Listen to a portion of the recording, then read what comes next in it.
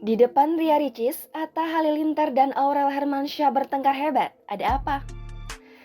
Pasangan Aurel Hermansyah dan Atta Halilintar pergi mengunjungi Ria Ricis dan Teuku Ryan di apartemennya. Dalam kunjungan tersebut, Atta Halilintar dan Aurel Hermansyah berkeliling melihat apartemen baru Ria Ricis dan Teuku Ryan. Bahkan mereka pun memainkan sebuah game, yakni menirukan seseorang. Atta Halilintar pun menirukan gaya Aurel Hermansyah yang sedang marah. Namun, gaya menirukan tersebut membuat Aurel ikut marah. Aurel Hermansyah pun menyeletuk kalau suaminya tidak perhatian kepada dirinya, padahal yang dirinya inginkan ketika marah adalah sebuah pelukan. Namun, YouTubers tersebut mengklaim dirinya selalu dingin saat Aurel Hermansyah marah. Pasalnya, Atta Halilintar menilai Aurel Hermansyah hanya butuh sendiri ketika marah. Akan tetapi, Ria Ricis setuju dengan Aurel. Seharusnya istri yang sedang marah dipeluk bukan ditinggalkan.